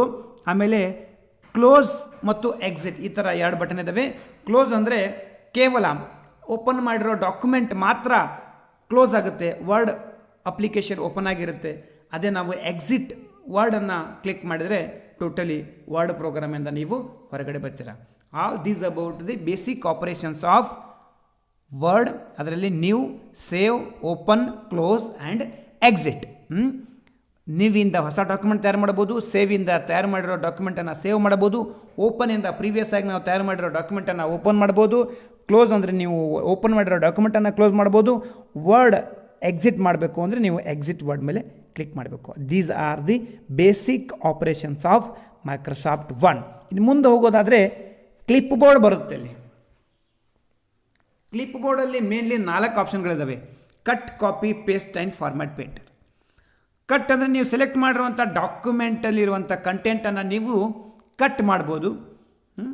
ಕಾಪಿ ಅಂದರೆ ನೀವು ಸೆಲೆಕ್ಟ್ ಮಾಡಿರುವಂಥ ಕಂಟೆಂಟನ್ನು ಕಾಪಿ ಮಾಡ್ಬೋದು. ಸೊ ಕಟ್ ಇರಲಿ, ಕಾಪಿ ಇರಲಿ, ಅವೆರಡು ಯಾವ ಸ್ಥಳದಲ್ಲಿ ನಾವು ಪೇಸ್ಟ್ ಮಾಡಬೇಕು ಅಲ್ಲಿ ಕರ್ಸರನ್ನು ಒಯ್ದು ಪೇಸ್ಟ್ ಆಪ್ಷನನ್ನು ಬಳಸಿದರೆ ನೀವು ಆ ಕಂಟೆಂಟನ್ನು ಅಲ್ಲಿ ಪೇಸ್ಟ್ ಮಾಡ್ಬೋದು. The difference between the cut and copy is, cut ಮಾಡಿದರೆ ಪ್ರೀವಿಯಸ್ ಪ್ಲೇಸಲ್ಲಿ ಇರುವಂಥ ಕಂಟೆಂಟು ಡಿಸಪಿಯರ್ ಆಗುತ್ತೆ. ಕಾಪಿ ಅಂದರೆ ಅಲ್ಲಿಯೂ ಕೂಡ ಇರುವಂಥ ಕಂಟೆಂಟ್ ಇರುತ್ತೆ, ಆ ಕಂಟೆಂಟನ್ನು ನಾವು ಬೇರೆ ಕಡೆ ಕೂಡ ಕಾಪಿ ಮಾಡ್ಬೋದು. This is like cut, copy, paste and format painter ಅಂದರೆ ನಾವು ಯಾವುದೇ ಒಂದು ಫಾರ್ಮ್ಯಾಟನ್ನು ಒಂದು ಕಂಟೆಂಟಲ್ಲಿ ಅಥವಾ ಒಂದು ಟೆಕ್ಸ್ಟಲ್ಲಿ ಅಥವಾ ಒಂದು ಮಾಹಿತಿಯಲ್ಲಿ ಯಾವುದನ್ನು ಬಳಸಿರ್ತೀವೋ ಅದೇ ಫಾರ್ಮ್ಯಾಟನ್ನು ಬೇರೆ ಕೂಡ ನಾವು ಅದೇ ಫಾರ್ಮ್ಯಾಟನ್ನು ಬಳಸಬೇಕು ಅಂದರೆ ಈ ಫಾರ್ಮ್ಯಾಟ್ ಪೇಂಟರನ್ನು ಬಳಸ್ತೀವಿ. And this is about clip board.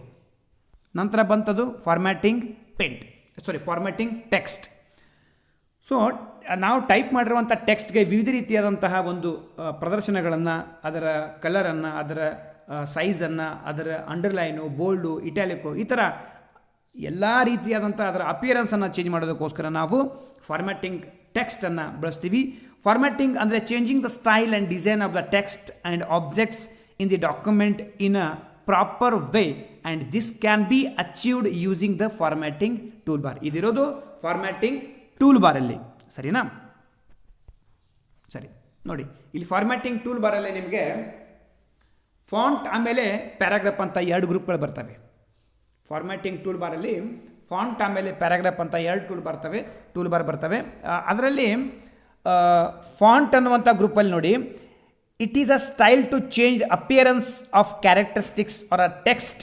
Font clipboard is located in home ribbon tab. ನೋಡಿ, ವಿಂಡೋಸ್ 10ನಲ್ಲಿ, ಮೈಕ್ರೋಸಾಫ್ಟ್ ಆಫೀಸ್ 2010ನಲ್ಲಿ ಹೋಮ್ ರಿಬ್ಬನ್ನಲ್ಲಿ ನೀವು ಅದನ್ನು ನೋಡ್ತೀರಾ.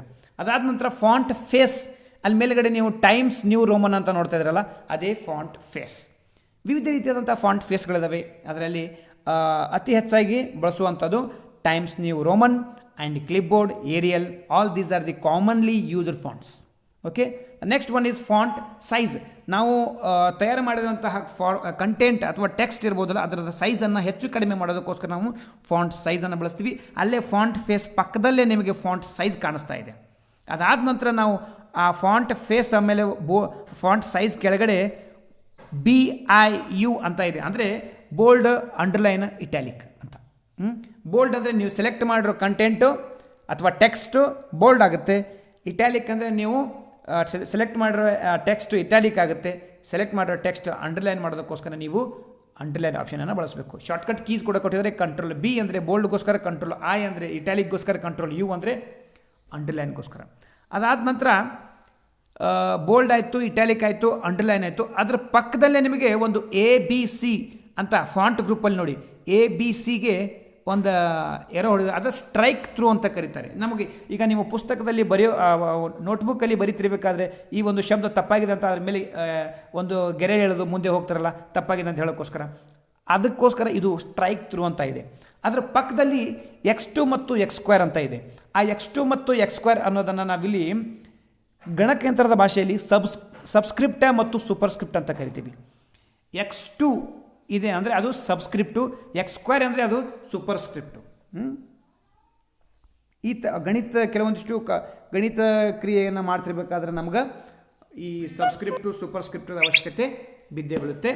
ಸೊ ಸೂಪರ್ಸ್ಕ್ರಿಪ್ಟ್ ಅನ್ನೋದು refers to the number that are positioned slightly higher than the text on the line. ನೋಡಿ, ಯಾವ ಲೈನಲ್ಲಿ ನೀವು ಕಂಟೆಂಟ್ ಇದೆಯೋ ಅದಕ್ಕಿಂತ ಒಂಚೂರು ಹೈಯರ್ ದ್ಯಾನ್ ಅಂದರೆ ಮೇಲ್ಗಡೆ ಹೋಗುತ್ತೆ ನೀವು ಸೆಲೆಕ್ಟ್ ಮಾಡಿರುವಂಥ text. That is super script. ನೀವು ನೋಡ್ತಿರ್ಬೋದು 2⁻³ ಅಂತ ಇದೆ, A+B (² ಅಂತ ಇದೆ. ಈ ಥರ ನಾವೇನಾದರೂ ಅಕ್ಷರಗಳನ್ನು ಟೈಪ್ ಮಾಡಬೇಕು ಅಂದರೆ ನೀವು ಸೂಪರ್ ಸ್ಕ್ರಿಪ್ಟನ್ನು ಬಳಸಬೇಕು. ಅದೇ ಥರ ನಾವು ಈಗ ಬ್ಯಾಚ್ಗಳನ್ನು ಮಾಡ್ತೀವಿ, A2, B2, C2 ಈ ಥರ. ಆ ಥರ ಮಾಡಬೇಕು ಅಂದರೆ, ಅಥವಾ H2O, ಈಗ ಕೆಮಿಕಲ್ ಫಾರ್ಮೇಷನಲ್ಲಿ ನಾವು ಕೆಲವೊಂದಿಷ್ಟು ಕಂಪೌಂಡ್ಗಳನ್ನ ಬರೀಬೇಕು ಅಂದರೆ ಸಬ್ಸ್ಕ್ರಿಪ್ಟನ್ನು ಬಳಸಬೇಕಾಗುತ್ತೆ.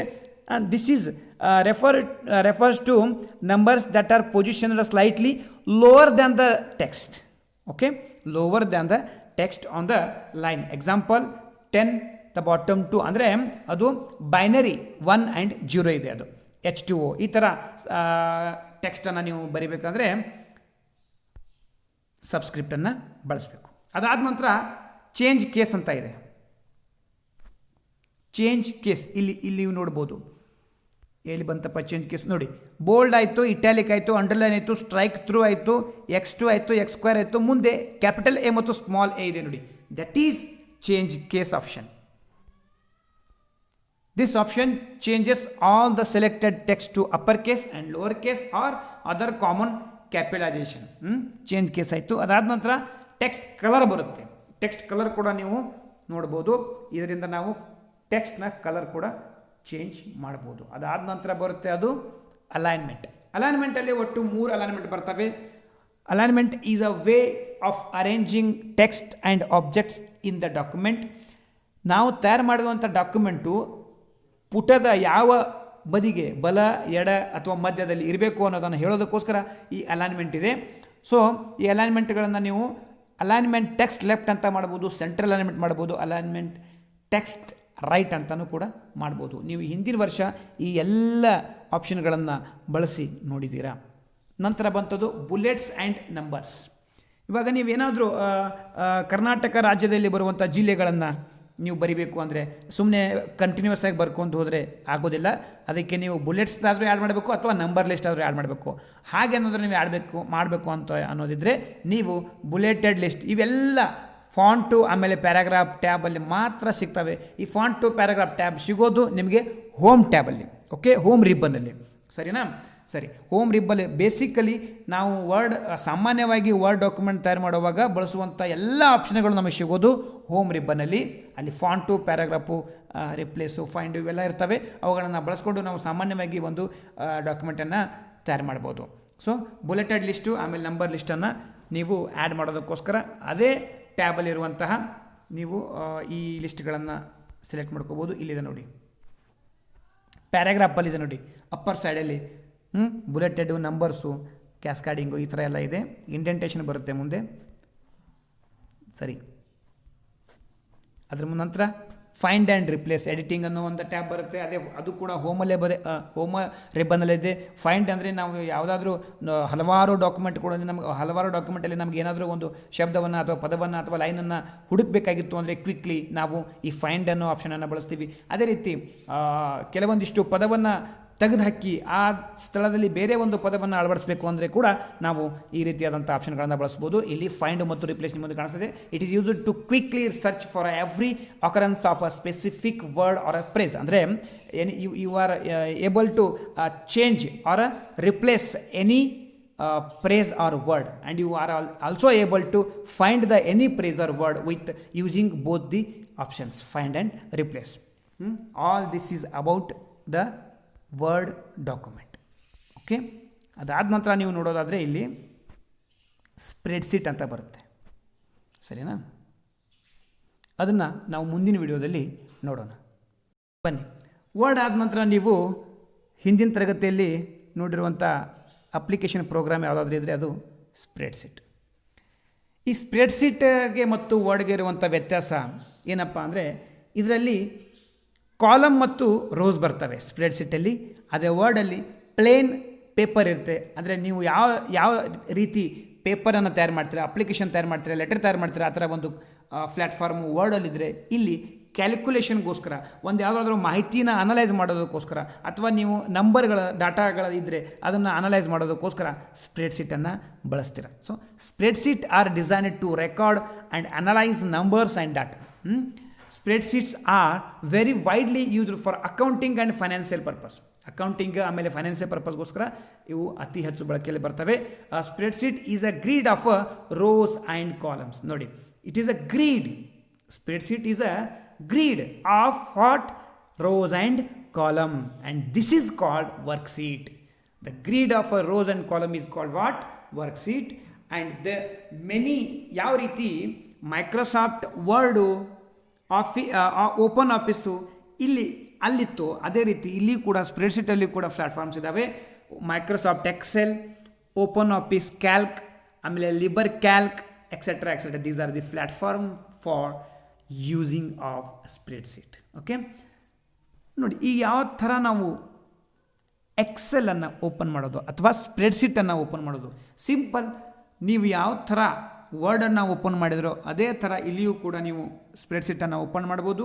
ಸ್ಟಾರ್ಟಿಂಗಲ್ಲಿ ಸ್ಟಾರ್ಟ್ ಬಟನ್ ಮೇಲೆ ಕ್ಲಿಕ್ ಮಾಡಬೇಕು, ಆಲ್ ಪ್ರೋಗ್ರಾಮ್ಗೆ ಹೋಗಬೇಕು, ಮೈಕ್ರೋಸಾಫ್ಟ್ ಆಫೀಸ್ ಚೂಸ್ ಮಾಡಬೇಕು. ಆ ಮೈಕ್ರೋಸಾಫ್ಟ್ ಆಫೀಸಲ್ಲಿ ಇರುವಂಥ ಎಲ್ಲ ಪ್ರೋಗ್ರಾಮ್ಸ್ಗಳಲ್ಲಿ ನೀವು ಎಕ್ಸೆಲನ್ನು ಚೂಸ್ ಮಾಡಬೇಕು. ಆವಾಗ ನಿಮಗೆ ಈ ಥರ ಒಂದು ಹೋಮ್ ಪೇಜ್ ಓಪನ್ ಆಗುತ್ತೆ. And this is the Excel ಅಥವಾ ಸ್ಪ್ರೆಡ್ಶೀಟ್ ಹೋಮ್ ಪೇಜ್. ಸೊ ಇದರ ಸ್ಟ್ರಕ್ಚರ್ನು ನಾವು ಅಭ್ಯಾಸ ಮಾಡಬೇಕಂದ್ರೆ ಇದು ಕೂಡ ಸಿಮಿಲರ್ ಆಗಿ ಕೆಲವೊಂದಿಷ್ಟು ಆಪ್ಷನ್ಗಳು ವರ್ಡ್ಗೆ ಸಮಾನವಾಗಿವೆ. ಆದರೆ ಇಲ್ಲಿ ಕಾಲಮ್ಮು ರೋಸು ಇರೋದ್ರಿಂದ ಕೆಲವೊಂದಿಷ್ಟು ಚಿಕ್ಕ ಬದಲಾವಣೆಗಳು ಕೂಡ ಇದರಲ್ಲಿ ಆಗಿರುವಂಥ ಸಾಧ್ಯತೆ ಇದೆ. ಸೇಮ್ ಲೆಫ್ಟ್ ಅಪ್ಪರ್ ಕಾರ್ನರ್ನಲ್ಲಿ ನಿಮಗೆ ಆಫೀಸ್ ಬಟನ್ ಕಾಣಿಸ್ಬೋದು. ಅದರ ಪಕ್ಕ ಕ್ವಿಕ್ ಆಕ್ಸೆಸ್ ಟೂಲ್ ಬಾರ್ ಇದೆ. ಇಲ್ಲಿಯೂ ಕೂಡ ರಿಬನ್ಸ್ ಇದ್ದಾವೆ. Title bar, the title bar, this bar is used to display the name of the document. And also windows control buttons are they, minimize, maximize and close, restore. All these are the Windows control buttons. And also in the place of ruler, here is a address bar. ಅಲ್ಲಿ ruler ಇತ್ತು, ಇಲ್ಲಿ address bar ಇದೆ. A1 ಅಂದರೆ ಆ address bar display ಮಾಡೋದು the cursor ಅಥವಾ ಯಾವುದು active cell ಇದೆಯೋ ಆ ಆ್ಯಕ್ಟಿವ್ ಸೆಲ್ನ ಅಡ್ರೆಸ್ಸನ್ನು ತೋರಿಸುವಂಥ ಕೆಲಸ ಈ ಅಡ್ರೆಸ್ ಬಾರ್ ಮಾಡುತ್ತೆ. ಅದಾದ ನಂತರ ಅದರ ಮುಂದೆ ನಿಮಗೆ ಫಾರ್ಮುಲಾ ಬಾರ್ ಕಾಣಿಸ್ತದೆ, FX ಅಂತ. ಅಲ್ಲಿ ನೀವು ಈಕ್ವಲ್ ಟು ಅನ್ನ ಜೊತೆಗೆ ಫಾರ್ಮುಲಾ ಬಾರನ್ನು ನೀವು ಬಳಸ್ಬೋದು. ಅದಾದ ನಂತರ ಕೆಳಗಡೆ ನಿಮಗೆ ಸೀಟ್ ಟ್ಯಾಬ್ಸ್ಗಳು ಕಾಣಿಸ್ತವೆ, ಸೀಟ್ 1, ಸೀಟ್ 2, ಸೀಟ್ 3. ಈ ಥರ 3 ಸೀಟ್ಗಳು ಬೈ ಡಿಫಾಲ್ಟ್ ಆಗಿ ಓಪನ್ ಆಗಿರ್ತವೆ. ಅದಕ್ಕಿಂತ ಹೆಚ್ಚಿಗೆ ಸೀಟ್ಗಳು ಬೇಕು ಅಂದರೆ ನೀವು ಅದರ ಪಕ್ಕದಲ್ಲಿರುವಂತಹ ಪ್ಲಸ್ ಐಕಾನ್ ಮೇಲೆ ಕ್ಲಿಕ್ ಮಾಡಿದ್ರೆ ನಿಮಗೆ ಹೊಸ ಸೀಟ್ಗಳು ಕೂಡ ಆ್ಯಡ್ ಆಗ್ತವೆ. And this is all about the structure of spreadsheet window.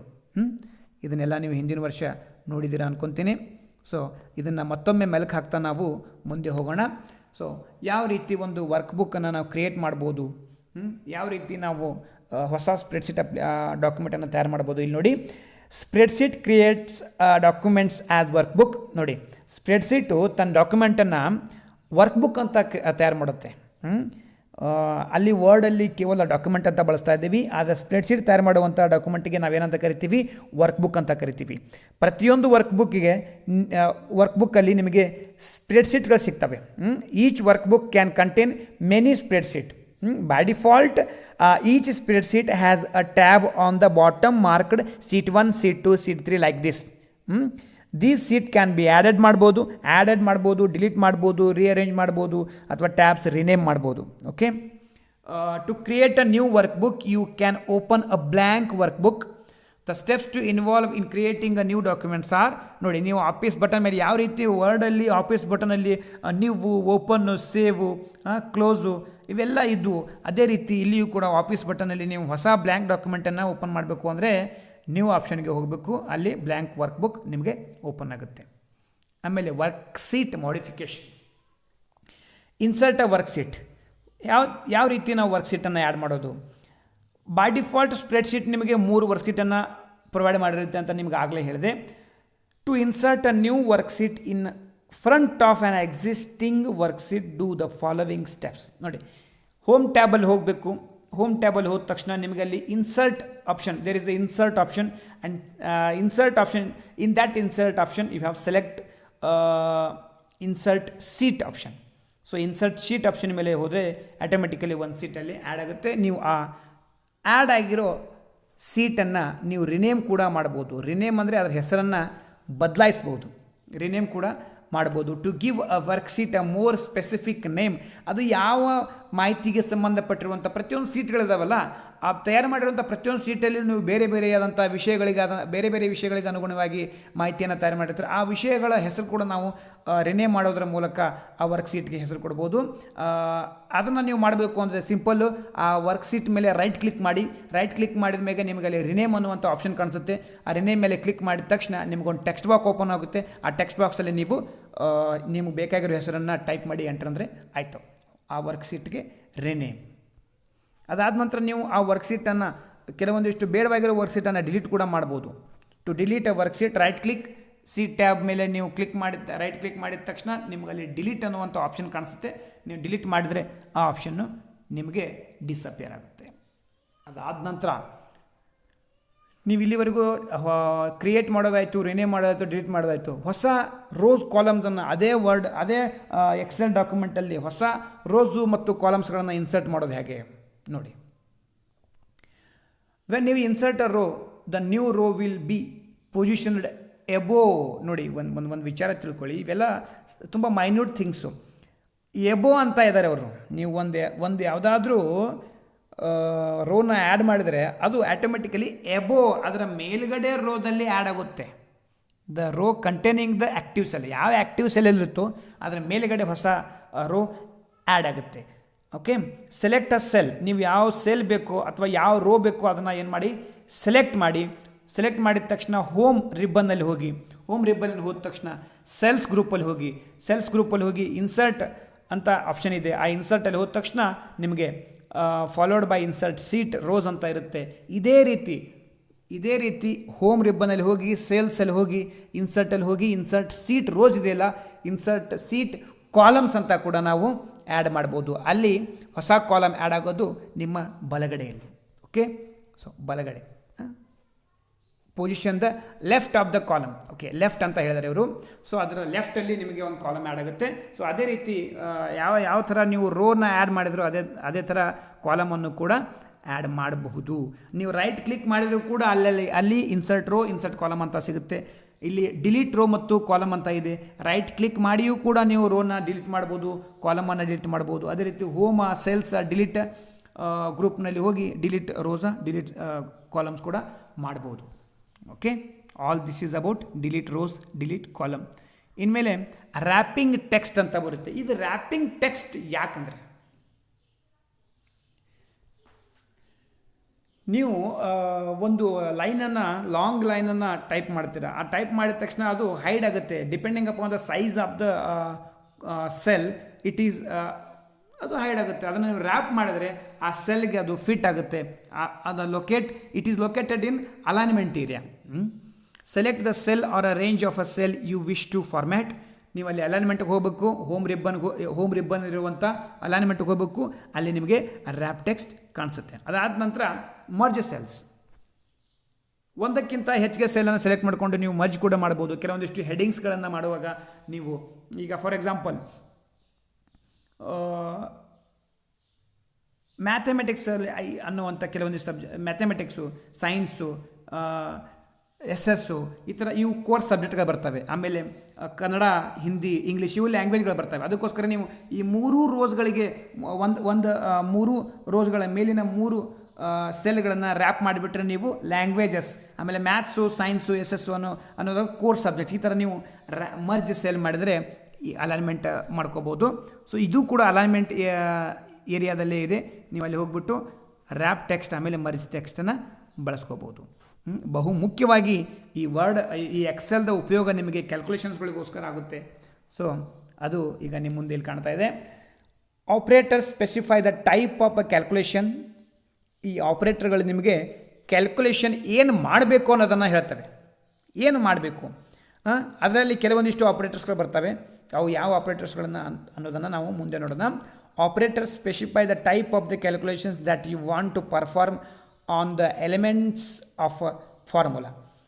There are 4 different types of a calculation operators.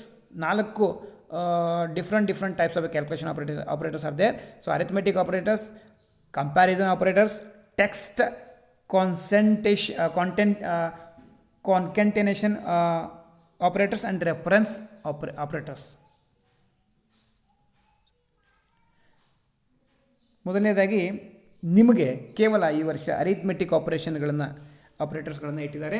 So ಅದರಲ್ಲಿ ನೀವು to perform basic mathematical operation such as addition, subtraction and multiplication, combine numbers and produce numeric result, use the following arithmetic operators.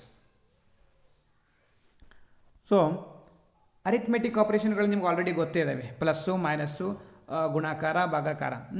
So ಈ plus ಅನ್ನೋದನ್ನು ನೀವು keyboard ಮೇಲೆ ನೋಡ್ತೀರಾ.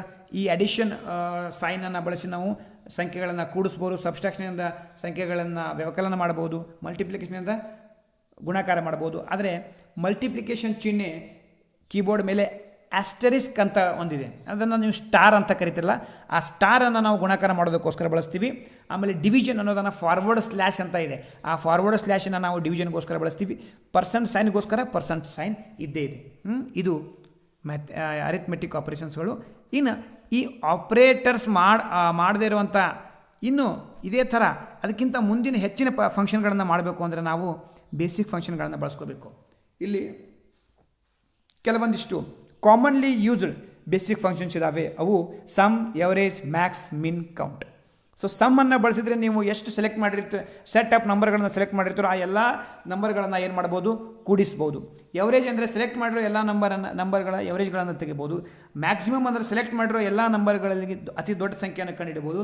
Minimum ಅಂದರೆ select ಮಾಡಿರೋ ಎಲ್ಲ ನಂಬರ್ಗಳಲ್ಲಿ ಮಿನಿಮಮ್ ಅನ್ನು ಕಂಡುಹಿಡಬಹುದು. ಕೌಂಟ್ ಅಂದರೆ ಟೋಟಲ್ ನೀವು ಸೆಲೆಕ್ಟ್ ಮಾಡಿರುವಂಥ ನಂಬರ್ಗಳಲ್ಲಿ ಒಟ್ಟು ಎಷ್ಟು ಸಂಖ್ಯೆಗಳನ್ನು ನೀವು ಸೆಲೆಕ್ಟ್ ಮಾಡಿರಿ ಅಂತ ಹೇಳುತ್ತೆ. To calculate the sum of the set of numbers, to calculate the average of the set of numbers, to calculate the maximum value within a set of numbers, to calculate the minimum value within a set of numbers, to count the number of a cell. So sum, average, maximum, minimum and count. These are the basic functions of Excel. ಅವುಗಳ syntax ಕೂಡ ಇಲ್ಲಿ ಕೊಟ್ಟಿದ್ದಾರೆ. ಯಾವ ಥರ ಅಂದರೆ some. Already some ಏನು ಮಾಡುತ್ತೆ ಅಂತ ನಾನು ನಿಮಗೆ ಹೇಳಿದ್ದೀನಿ. ಯಾವುದೇ ರೀತಿಯಾದಂಥ ಫಂಕ್ಷನನ್ನು ನೀವು ಬಳಸೋದಾದರೆ ಅಥವಾ ಫಾರ್ಮುಲಾವನ್ನು ಬಳಸೋದಾದರೆ ಎಕ್ಸೆಲನ್ನು ನೀವು ಎಕ್ಸೆಲ್ನಲ್ಲಿ ಈಜಿಕ್ವಲ್ಟದಿಂದ ಸ್ಟಾರ್ಟ್ ಮಾಡಬೇಕು. Whether you want to define a new formula or whether you want to define a new function. If you want to new function, you have to use is equal to. You have to start the function, start the formula from using is equal to. So is equal to sum, SUM. ಇಲ್ಲಿ spelling ತಪ್ಪಾದರೆ ನಿಮಗೆ ಅದು ಸರಿಯಾದ ಉತ್ತರ ಕೊಡೋದಿಲ್ಲ, ಅದು ನಿಮ್ಗೆ already ಗೊತ್ತಿದೆ. So SUM ಕೌನ್ಸ್ನಲ್ಲಿ ನೀವು ಎಲ್ಲಿಂದ ಯಾವ ಸೆಲ್ಲಿಂದ ಯಾವ ಸೆಲ್ವರೆಗೂ ಸಂಖ್ಯೆಗಳನ್ನು ಕೂಡಿಸೋದಿದೆಯೋ ಅದನ್ನು ನೀವು ರೇಂಜ್ ಹಾಕಿಕೊಟ್ರೆ ಅದು ನಿಮಗೆ ಸಮ್ ಮಾಡಿ ಕೊಡುತ್ತೆ. And this is about sum. And like this average ಮಾಡೋದಕ್ಕೋಸ್ಕರ ನೀವು ಅದೇ ಥರ ಒಂದು AVERAG ಅಂತ ಟೈಪ್ ಮಾಡಿ ಈಸ್ ಈಕ್ವಲ್ ಟು ಮುಂದೆ ಟೈಪ್ ಮಾಡಬೇಕು. ಆಮೇಲೆ ಬ್ರೆಕೆಟಲ್ಲಿ ರೇಂಜ್ ಕೊಡಬೇಕು, ಯಾವ ಸೆಲ್ಲಿಂದ ಯಾವ ಸೆಲ್ವರೆಗೆ ನಿಮಗೆ ಎವರೇಜ್ ಬೇಕು ಅಂತ. ಅದರ ಮುಂದಿನ ಸೆಲ್ಲಲ್ಲಿ ಬ್ಲ್ಯಾಂಕ್ ಸೆಲ್ಲಲ್ಲಿ ಆಟೋಮೆಟಿಕಲ್ ಅದು ನಿಮಗೆ ಎವರೇಜ್ ತೆಗೆದುಕೊಡುತ್ತೆ. ಕೌಂಟ್ ಕೂಡ ಅಷ್ಟೇ, ಮ್ಯಾಕ್ಸಿಮಮ್ ಕೂಡ ಅಷ್ಟೇ, ಮಿನಿಮಮ್ ಕೂಡ ಅಷ್ಟೇ. ಇದು ಕೆಲವೊಂದಿಷ್ಟು basic functions. All this about the Microsoft Excel, Microsoft Word. ಇಲ್ಲಿವರೆಗೂ ನೀವು ಎಲ್ಲ ರೀತಿಯಾದಂಥ ಈ ಟಾಪಿಕಲ್ಲಿ ಬರುವಂಥ ಎಲ್ಲ ಪಾಯಿಂಟ್ಸ್ಗಳನ್ನು ನೋಡಿದ್ದೀರಾ. ಸೊ ಎಲ್ಲರೂ ಈ ವಿಡಿಯೋವನ್ನು ಪದೇ ಪದೇ ನೋಡಿ ಚೆನ್ನಾಗಿ. ಪುಸ್ತಕ ನಿಮ್ಮ ಹತ್ರ ಇಲ್ಲ ಅಂದ್ಕೊತೀನಿ, ಸಪ್ಲೈ ಇರದೇ ಇರೋದ ಕಾರಣ ನೀವು ಪುಸ್ತಕ ನೀವು ಇಲ್ಲ ಅಂದ್ಕೊತೀನಿ. ನೀವು ಮನೆಯಲ್ಲೇ ಈ ಪುಸ್ತಕವನ್ನು ಈ ಒಂದು ವಿಡಿಯೋವನ್ನು ಪದೇ ಪದೇ ನೋಡಿ, ಪಾಸ್ ಮಾಡಿ ನೋಡಿ. ತಿಳಿದೇ ಇದ್ದರೆ ನನಗೆ ಟೆಕ್ಸ್ಟ್ ಮಾಡಿ. ಈ ಟಾಪಿಕನ್ನು, ಈ ಹಿಂದಿನ ವರ್ಷ ನೀವು ಕಲ್ತಿರೋ ಟಾಪಿಕನ್ನು ಮತ್ತೊಂದು ಸರ್ತಿ ಮೆಲುಕು ಹಾಕಿ ಇವತ್ತು ಸಾಯಂಕಾಲ ಕೇಳುವಂಥ ನಾವು ಪ್ರಶ್ನೆಗಳಿಗೆ ಉತ್ತರ ಕೊಡಿ. ಬೆಸ್ಟ್ ಲಕ್ ಅಂತ ಹೇಳ್ತಾ ನನ್ನ ಇವತ್ತಿನ ಅಧ್ಯಾಯವನ್ನು ಮುಗಿಸ್ತಾ ಇದ್ದೀನಿ. Thank you.